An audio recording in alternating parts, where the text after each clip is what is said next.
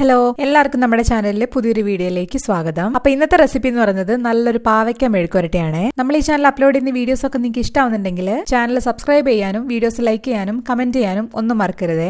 ഇപ്പൊ ഞാനിവിടെ ഒരു 2 മീഡിയം വലുപ്പത്തിലുള്ള പാവയ്ക്ക എടുത്തിട്ടുണ്ട്. അപ്പൊ പാവയ്ക്ക നന്നായിട്ടൊന്ന് കഴുകി വൃത്തിയാക്കിയതിനു ശേഷം നടുവ് മുറിച്ചിട്ട് അതിന്റെ കുരുവൊക്കെ കളഞ്ഞതിന് ശേഷം ഇതുപോലെ ഒന്ന് അരിഞ്ഞെടുത്തിട്ടുള്ളതാണ്. ഇപ്പൊ ഞാനിതാ ഈ ഒരു കട്ടിക്കാണ് കേട്ടോ അരിഞ്ഞെടുത്തിട്ടുള്ളത്. അപ്പൊ ഇത് നിങ്ങൾക്ക് നിങ്ങളുടെ ഇഷ്ടത്തിനനുസരിച്ച് ഇതുപോലെയോ അല്ലെങ്കിൽ നീളത്തിലൊക്കെ അരിഞ്ഞിട്ടെടുക്കാം. അപ്പൊ ഞാനിവിടെ ഒരു ചട്ടി അടുപ്പത്ത് വെച്ചിട്ടുണ്ട്. അതൊന്ന് ചൂടായി വരുന്ന സമയത്ത് അതിലേക്ക് വെളിച്ചെണ്ണയാണ് ചേർത്ത് കൊടുക്കുന്നത്. ഞാനിവിടെ ഒരു 1.5 ടേബിൾ സ്പൂൺ വെളിച്ചെണ്ണ ചേർത്ത് കൊടുത്തിട്ടുണ്ട്. വെളിച്ചെണ്ണ നന്നായിട്ടൊന്ന് ചൂടായി വരുന്ന സമയത്ത് നമുക്ക് ഇതിലേക്ക് തേങ്ങാക്കൊത്ത് ചേർക്കാം. ഞാനിവിടെ 2 ടേബിൾ സ്പൂൺ ആണ് ചേർത്ത് കൊടുക്കുന്നത്. അത് നിങ്ങൾ ഇഷ്ടത്തിനനുസരിച്ച് കൂട്ടേ കുറയ്ക്കുകയൊക്കെ ചെയ്യാം. ഇതുപോലെ കനം കുറച്ച് ചെറുതായിട്ടൊന്ന് അരിഞ്ഞെടുത്തതാണ്. ഇനി നമുക്കിത് തീ ഒരു മീഡിയം ഫ്ലെയിമിൽ വെച്ചിട്ടൊന്ന് വഴറ്റി കൊടുക്കാം. ഒരുപാട് കളറൊന്നും മാറേണ്ട ആവശ്യമില്ല. ചെറുതായിട്ട് അതിന്റെ പച്ചച്ചോ ഒന്ന് മാറി കിട്ടിയാൽ മതി. ഇതാ നമ്മൾ തേങ്ങാക്കൊത്തൊരു 2 മിനിറ്റ് ഒക്കെ ഒന്ന് വഴറ്റി കൊടുത്തിട്ടുണ്ട്. ഇനി നമുക്കിതിലേക്ക് വെളുത്തുള്ളി ചേർത്ത് കൊടുക്കാം. ഞാനിവിടെ ഒരു 4 അല്ലി വെളുത്തുള്ളി ചതച്ചത് ചേർത്ത് കൊടുക്കുന്നുണ്ട്. വെളുത്തുള്ളി കൂടി ചേർത്ത് കൊടുത്തിട്ട് നമുക്ക് 1-2 മിനിറ്റ് കൂടെ ഒന്ന് ഇളക്കി കൊടുക്കാം. ഇപ്പൊ ഇതാ വെളുത്തുള്ളിയുടെ പച്ചമണമൊക്കെ ഒന്ന് മാറി വന്നിട്ടുണ്ട്. ഇനി നമുക്കിതിലേക്ക് ഒരു മീഡിയം വലുപ്പത്തിലുള്ള സവോള ഇതുപോലെ ഒന്ന് നീളത്തിൽ അരിഞ്ഞത് ചേർത്ത് കൊടുക്കാം. എന്നിട്ട് നമുക്ക് 1-2 മിനിറ്റ് ഒന്ന് വഴറ്റി കൊടുക്കാം. ഇപ്പൊ ഞാനിവിടെ വഴറ്റി കൊടുക്കുന്നതിന് കൂടെ തന്നെ പച്ചമുളകും കൂടെ ചേർത്ത് കൊടുക്കുന്നുണ്ട്.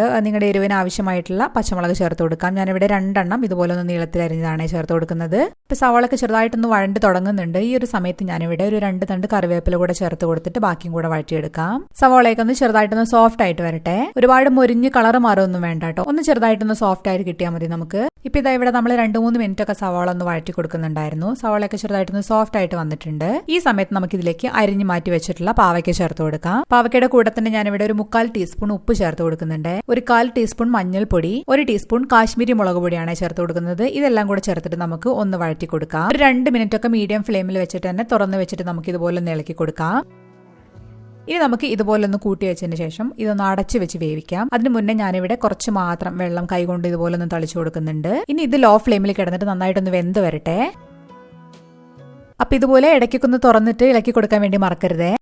ഇപ്പൊ ഇതാ നമ്മൾ തുറന്നു നോക്കുന്ന സമയത്ത് പാവയ്ക്കൊക്കെ അത്യാവശ്യം വെന്ത് വന്നിട്ടുണ്ട്. നമുക്ക് ഒരുപാട് അങ്ങോട്ട് വെന്ത് കുഴഞ്ഞു പോകണ്ട, കാരണം നമുക്ക് ഇതൊന്നും കൂടെ ഡ്രൈ ആക്കി എടുക്കാനുള്ളതാണ്. ഇനി തീ ഒരു മീഡിയം ഫ്ലെയിമിൽ വെച്ചിട്ട് നമുക്ക് എത്രത്തോളം ഡ്രൈ ആക്കി എടുക്കണോ നമ്മുടെ ഇഷ്ടത്തിനനുസരിച്ച് ഡ്രൈ ആക്കിയിട്ട് എടുക്കാം. അതിന് മുന്നേ ഞാനിവിടെ കുറച്ചും കൂടെ ഉപ്പ് ചേർത്ത് കൊടുക്കുന്നുണ്ട്. ടേസ്റ്റ് ചെയ്തപ്പോൾ കുറച്ച് കുറവായിരുന്നു. എന്നിട്ട് നമുക്ക് ഇതുപോലെ ഒന്ന് ഇളക്കി കൊടുത്തിട്ട് വഴറ്റിയെടുക്കാം നമ്മുടെ ഇഷ്ടത്തിനനുസരിച്ച്. ഇതുപോലെ ഒന്ന് ഇളക്കിയിട്ട് കൊടുത്തിട്ട് വീണ്ടും നിരത്തി വെക്കുക. എന്നിട്ട് വീണ്ടും ഇളക്കി കൊടുക്കുക. അങ്ങനെ നമ്മുടെ ഇഷ്ടത്തിനനുസരിച്ച് ഒന്ന് ആക്കിയിട്ടെടുക്കാം. ഞാനിപ്പോൾ ഈ ഒരു പരുവത്തിലാണ് കേട്ടോ എടുക്കുന്നത്. ഒരുപാട് അങ്ങോട്ട് ഡ്രൈ ആയി പോയിട്ടില്ല. എന്നാൽ നമ്മുടെ ചേർത്ത് കൊടുത്തിട്ടുള്ള സവോളയും അതുപോലെ തന്നെ പാവയ്ക്കയുടെ ആ ഒരു 2 സൈഡൊക്കെ ഒന്ന് ചെറുതായിട്ടൊന്ന് മുരിഞ്ഞു വന്നിട്ടുണ്ട്. ഞാൻ ഈ ഒരു പരുവത്തിനാണ് കേട്ടോ എടുക്കുന്നത്. അപ്പൊ നമ്മുടെ ടേസ്റ്റി ആയിട്ടുള്ള പാവയ്ക്ക മെഴുക്കുവരട്ടി റെഡി ആയിട്ടുണ്ട്. ഈ തേങ്ങാക്കൊത്തൊക്കെ ഇട്ട് ഉണ്ടാക്കുന്ന സമയത്ത് നല്ല ടേസ്റ്റ് ആണ്. അപ്പൊ നമുക്ക് അടുത്തൊരു ദിവസം വേറൊരു വീഡിയോ ആയിട്ട് വീണ്ടും കാണാം. അതുവരെ ബൈ.